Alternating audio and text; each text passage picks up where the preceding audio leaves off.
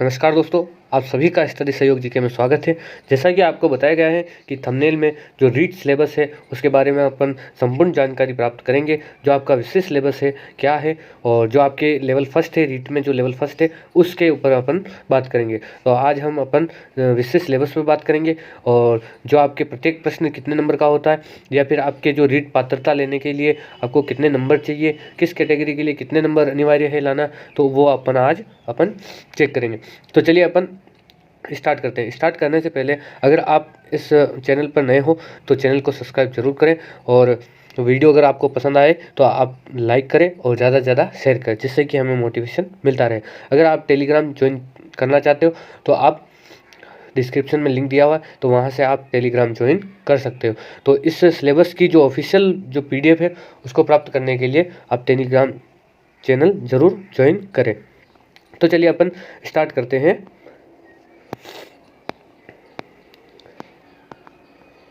First है REET syllabus level 1। जो level 1 है इसका जो सिलेबस है इसमें कौन कौन सी सब्जेक्ट आती है, कितने नंबर की सब्जेक्ट होती है और प्रत्येक प्रश्न कितने नंबर का होता है, कितने जो सब्जेक्ट है आपके कितने नंबर की आएगी और प्रत्येक सब्जेक्ट के कुल पूर्णांक कितने होंगे और कुल जो लेवल फर्स्ट जो आपके रीट का लेवल फर्स्ट जो एग्ज़ाम होगा वो आपके कुल पूर्णांक कितना होगा और आपके जो रीट पात्रता लेने के लिए कितने नंबर चाहिए वो अपन सब इसमें देखेंगे। तो विषय है आपके और प्रश्न कितने आएंगे प्रत्येक विषय के और अंक प्रत्येक विषय के कितने हैं, तो अपन ने यहाँ वर्गीकरण कर रखा है। तो देखिए इसमें पहला है बाल विकास एवं शिक्षण विधियाँ। ठीक है, इसमें 30 प्रश्न आएंगे और 30 प्रश्न जो कि 30 नंबर के होंगे, यानी प्रत्येक प्रश्न आपके 1 नंबर का होगा।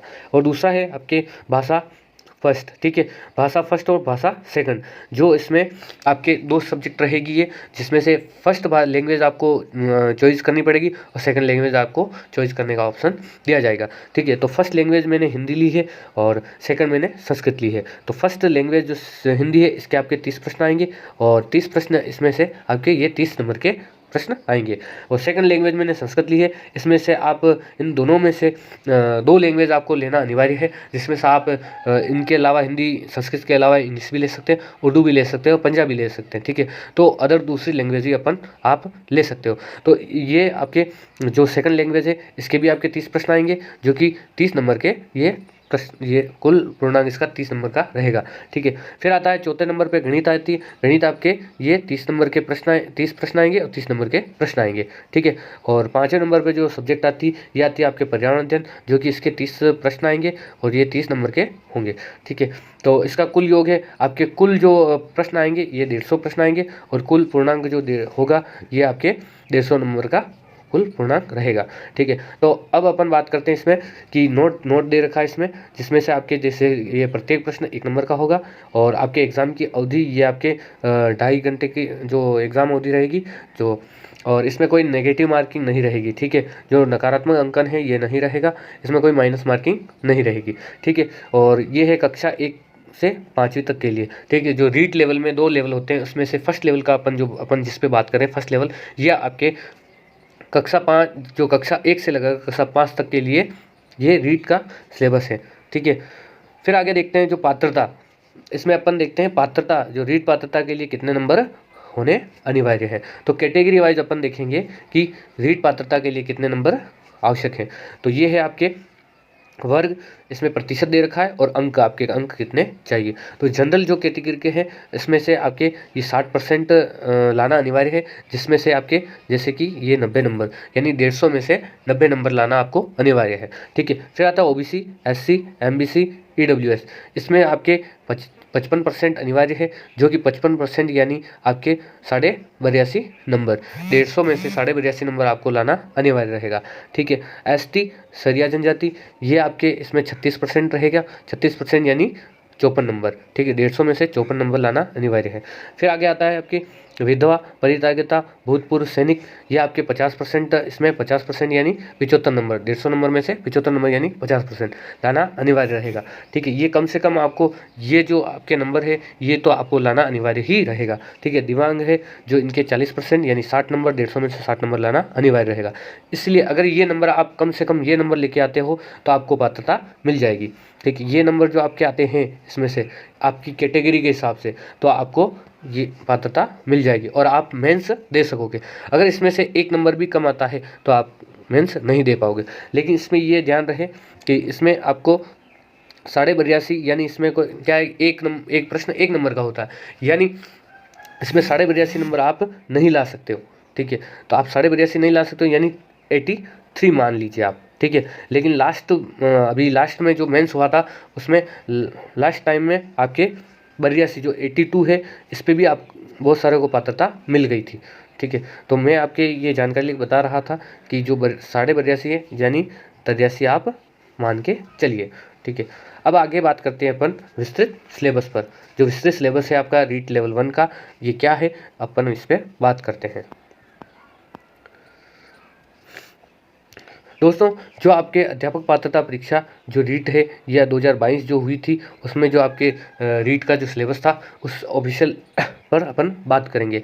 ठीक है, तो इसमें आपके फर्स्ट जो आती है सब्जेक्ट वो आती है बाल विकास एवं शिक्षण विद्या। ये आपको अगर ऑफिशियल जो आपको ये PDF है, ये आपको प्राप्त करने के लिए आप मेरे टेलीग्राम चैनल पर जाकर उस पर आप वहाँ से प्राप्त कर सकते हो। ठीक है, तो इस टेलीग्राम का चैनल जो डिस्क्रिप्शन दिया गया है वहाँ से आप ज्वाइन कर सकते हो।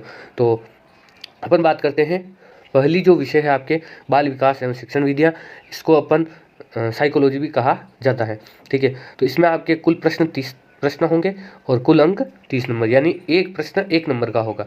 ठीक है, इसमें आपके पहला है बाल विकास। ठीक है, बाल विकास में जैसे कि वृद्धि एवं विकास की संकल्पना, विकास के विभिन्न आयाम एवं सिद्धांत, विकास को प्रभावित करने वाले कारक, विशेष रूप से परिवार एवं विद्यालय के संदर्भ में एवं अधिगम से उसका संबंध।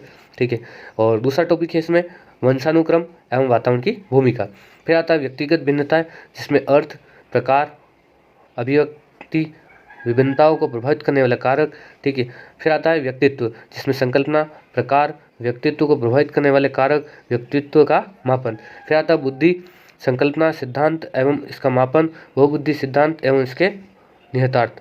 ठीक है, फिर आता है विविध अधिगमकर्ताओं की समझ, जिसमें पिछड़े, विमंदित, प्रतिभाशाली, सृजनशील, अलाभान्वित। ठीक है, जिसमें विशेष आवश्यकता वाले बच्चे एवं अधिगम अक्षमता युक्त बच्चे।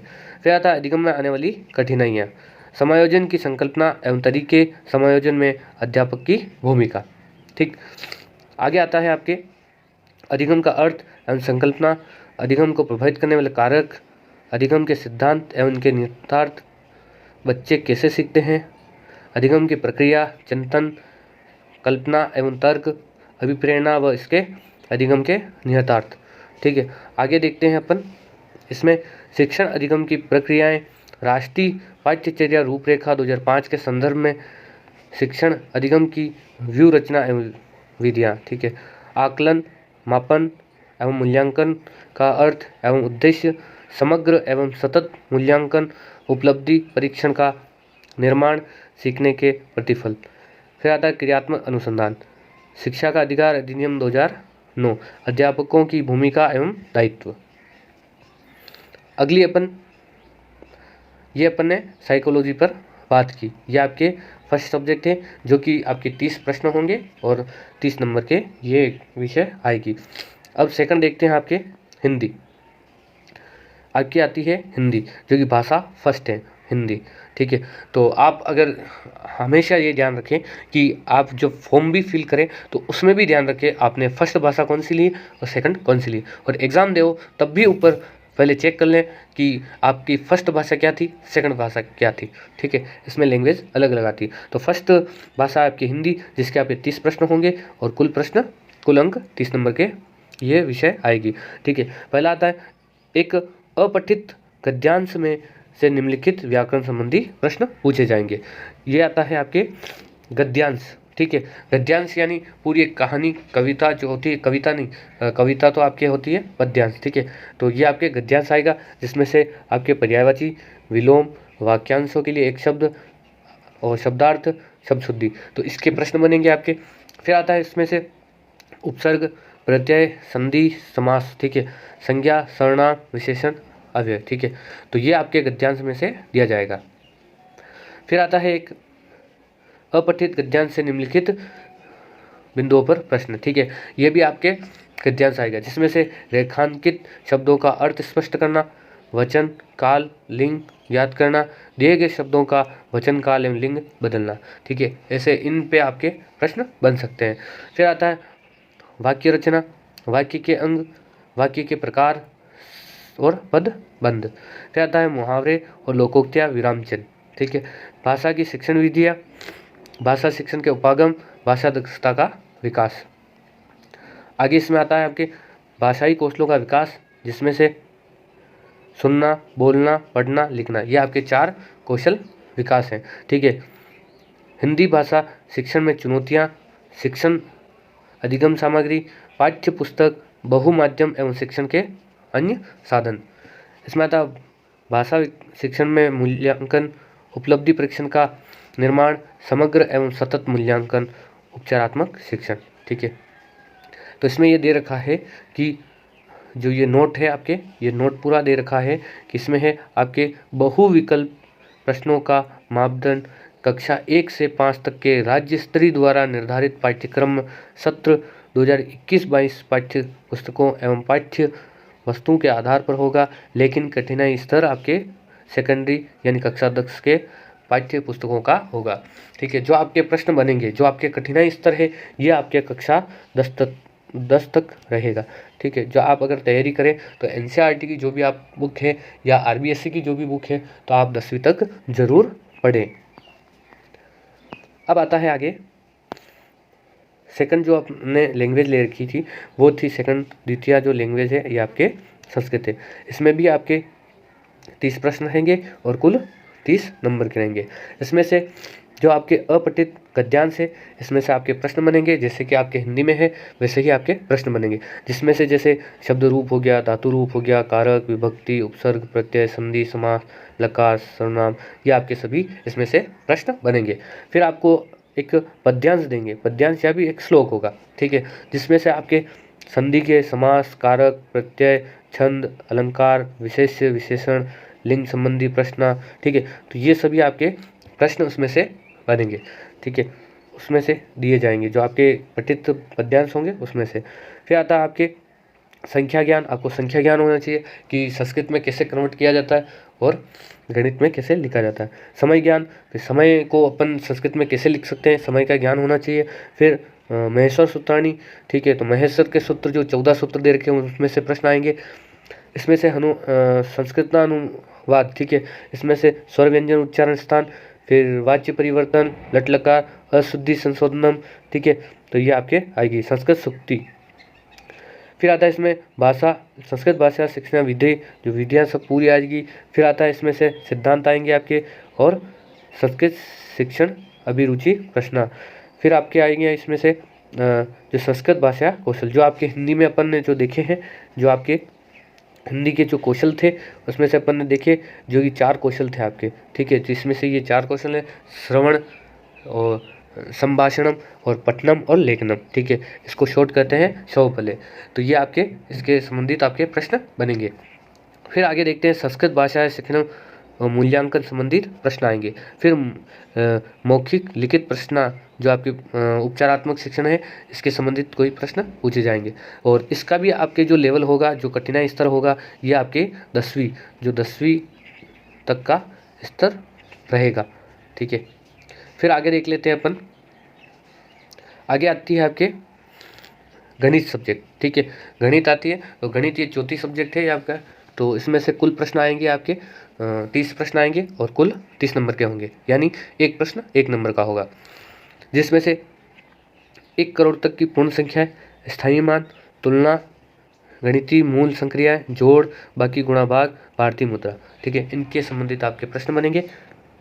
फिर आगे देखते हैं भिन्न की अवधारणा, उचित भिन्न, समान हर वाली उचित भिन्नों की तुलना, मिश्र भिन्नों, असमान हर वाली उचित भिन्नों की तुलना, भिन्नों की जोड़ बाकी, अभाज्य एवं संयुक्त संख्याएं, अभाज्य गुणनखंड, लघुत्तम समापवर्तक, महत्तम समापवर्तक। ठीक है, तो इनके बारे में आपके इनके संबंधित तो आपके प्रश्न बनेंगे। फिर आता है एक नियम, औसत, लाभ हानि, सरल ब्याज। ठीक है, ये आपके प्रश्न बनेंगे। फिर इसमें से समतल एवं वक्रताल, समतल व ठोस ज्यामितीय आकृतियाँ, समतल ज्यामितीय आकृतियों की विशेषताएं, बिंदु, रेखा, किरण, रेखाखंड, ठीक है, कि कोण एवं उनके प्रकार। फिर आता है इसमें लंबाई, भार, धारिता, समय, क्षेत्रमान, ठीक है, इनकी मानक इकाइयाँ एवं उनसे संबंधित वर्गाकार, आयताकार वस्तुओं की पृष्ठ तल का क्षेत्रफल और परिमाप, ठीक है, इनके संबंधित आपके प्रश्न बनेंगे। फिर आगे देखते हैं गणित की प्रकृति एवं तर्क शक्ति। पाठ्यक्रम में गणित की महत्ता, गणित की भाषा, सामुदायिक गणित, आंकड़ों का प्रबंधन, औपचारिक अनौपचारिक विधियों द्वारा मूल्यांकन, शिक्षण की समस्याएं, त्रुटि विश्लेषण एवं शिक्षण एवं अधिगम से संबंधित निदानात्मक उपचारात्मक शिक्षण, इससे संबंधित आपके प्रश्न बनेंगे। और इसका जो आपके गणित में जो प्रश्न आएंगे, इसका लेवल भी आपके कहाँ तक का रहेगा, तो कक्षा 10वीं तक का कठिनाई स्तर रहेगा। फिर आता है आपके 5वीं जो सब्जेक्ट आती है वो आती है आपके पर्यावरण अध्ययन। इसमें भी आपके 30 प्रश्न रहेंगे और प्रत्येक प्रश्न 1 नंबर का रहेगा और कुल आपके जो पर्यावरण अध्ययन में जो कुल पूर्णांक रहेगा ये आपके 30 नंबर का रहेगा, ठीक है। इसमें से परिवार संबंधित जो भी जैसे आपसी संबंध, एकल एवं संयुक्त परिवार, सामाजिक बुराइयां जैसे बाल विवाह, दहेज प्रथा, बाल श्रम, चोरी, ठीक है, दुर्व्यसन, नशा खोरी और धूम्रपान और इसके व्यक्तिगत, सामाजिक एवं आर्थिक दुष्परिणाम, ठीक है। और दूसरा आता है आपके वस्त्र एवं आवास, विभिन्न पहलुओं को में पहचानने वाले वस्त्र, ठीक है, ऋतुओं में जो पहने जाने वाले वस्त्र, घर पर वस्त्रों का रखरखाव, हस्तकरघा, ठीक है, पावल रूम, जीव जंतुओं के आवास, विभिन्न प्रकार के मानव आवास, आवास और निकटवर्ती स्थलों की स्वच्छता, आवास निर्माण हेतु विभिन्न प्रकार की सामग्री, व्यवसाय, अपने परिवेश के व्यवसाय, कपड़े सिलाना, बागवानी करना, कृषि कार्य, पशुपालन, सब्जी वाला आदि, ठीक है। इसमें से कुटीर उद्योग, राजस्थान राज्य के प्रमुख उद्योग, हस्तकलाएं, उपभोक्ता संरक्षण की आवश्यकता, सहकारी समितियां, इससे संबंधित आपके प्रश्न बनेंगे। आगे आता है आपकी हमारी सभ्यता संस्कृति, ठीक है, जो राजस्थान की आपकी कला संस्कृति है उसमें से प्रश्न आएंगे, जिसमें से आपके राष्ट्रीय प्रतीक आ गए, राष्ट्रीय पर्व आ गया, राजस्थान के मेले त्योहार, राजस्थान की वेशभूषा एवं राजस्थान का खान पान, राजस्थान की वस्तुकला, राजस्थान के पर्यटन स्थल, राजस्थान के विभूतियाँ एवं गौरव, राजस्थान की विरासत जिसमें से दुर्ग, महल, स्मारक, राजस्थान की चित्रकला, राजस्थान के लोक देवता, ये आपके इसमें से प्रश्न बनेंगे। फिर आता है आपके परिवहन और संचार, जिसमें से यातायात, संचार के साधन, सड़क पर चलने वाले यातायात के नियम, ठीक है, यातायात के संकेत, संचार साधनों का जीवन शैली पर प्रभाव क्या पड़ता है, ठीक है। फिर आता है अपने शरीर की देखभाल करना, ठीक है, इसमें से थोड़ी सी आपके साइंस भी आएगी, जिसमें से शरीर के बाह्य अंग, उनकी साफ सफाई, ठीक है, शरीर के आंतरिक भागों की सामान्य जानकारी, संतुलित भोजन की जानकारी, इनका महत्व, रोग, जिसमें से ये सारे रोग आएंगे छोटे छोटे, ठीक है, इसमें इनके कारण, बचाव उपाय और पल्स पोलियो अभियान। फिर आता है आपके सजीव जगत, जिसमें पादप जंतुओं के संगठन के स्तर, जंतुओं में विविधता, राज्य पुष्प, ठीक है, राज्य वृक्ष, राज्य पक्षी, राज्य पशु और संरक्षित वनों, वन क्षेत्र एवं वन्य जीव, जिसमें से राष्ट्रीय उद्यान, वन्य जीव और अभ्यारण्य, बाघ संरक्षण क्षेत्र, विश्व धरोहर की जानकारी, पादपों तथा जंतुओं की जातियाँ, संरक्षण, कृषि पद्धतियाँ। फिर आता है आपके जल, जल में जल, वनस्पति, नम भूमि, मरुस्थल की मूलभूत जानकारी, विभिन्न प्रकार के प्रदूषण एवं उनके नियंत्रण, जल के गुण, जल के स्रोत, जल प्रबंधन, राजस्थान के कलात्मक जल स्रोत, पेयजल, सिंचाई स्रोत, ठीक है। फिर आता है आपके हमारी पृथ्वी व अंतरिक्ष, जिनमें सौर परिवार, भारत के अंतरिक्ष यात्री, पर्वतारोही, जिसमें पर्वतारोही की कठिनाइयाँ, काम में आने वाले औजार, भारत की प्रमुख महिला पर्वतारोही, ठीक है, जिसमें से पर्यावरण के स्रोत एवं संकल्पना, पर्यावरण का महत्व, समाकालित पर्यावरण अध्ययन, पर्यावरण शिक्षा के अधिगम सिद्धांत, पर्यावरण अध्ययन का विज्ञान, सामाजिक विज्ञान विषयों के साथ अंतर संबंध क्षेत्र।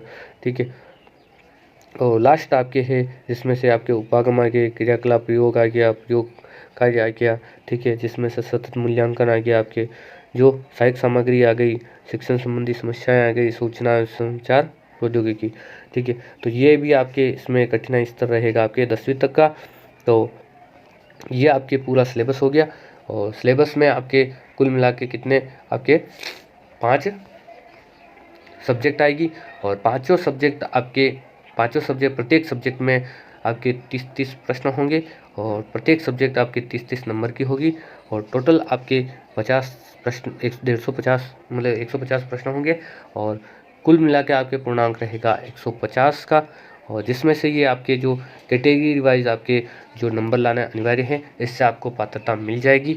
और तो दोस्तों अभी से ही आप तैयारी स्टार्ट कर दें, जिससे कि आपका सिलेक्शन निश्चित हो जाएगा। क्योंकि अभी क्या हाल ही में वैकेंसी नहीं है, लेकिन बहुत जल्द आपकी वैकेंसी आने वाली है। और रीट पात्रता तो अनिवार्य है कि आपके हर साल कराई जाने की संभावना है। तो आप अच्छे से तैयारी करें, जिससे कि आपका जो टीचर बनने का जो सपना है वो सपना साकार हो सके। और ऐसे ही आप अगर रीट की तैयारी करोगे तो किस तरीके से आपको रीट की तैयारी करनी है, कैसे सिलेबस को कवर करना है, इसके लिए मैं आगे एक वीडियो लेकर आऊँगा, उसको आप ज़रूर देखें। और इस वीडियो को पूरा सटीक से आप अच्छे से ध्यान से देखें। और अगर इस सिलेबस का जो ऑफिशियल PDF पाने के लिए आप मेरे चैनल को, जो टेलीग्राम चैनल है, तो आप इस वीडियो के जो डिस्क्रिप्शन लिंक में लिंक दिया हुआ है, इस पर जाकर आप टेलीग्राम चैनल ज्वाइन ज़रूर करें। वहाँ पर आप ऑफिशियल हर सूचना के लिए, हर जानकारी के लिए आप ऑफिशियल PDF प्राप्त कर सकोगे। तो आशा करता हूँ कि ये वीडियो, ये जानकारी आपको पसंद आई होगी, और इसके लिए आपको बहुत बहुत धन्यवाद।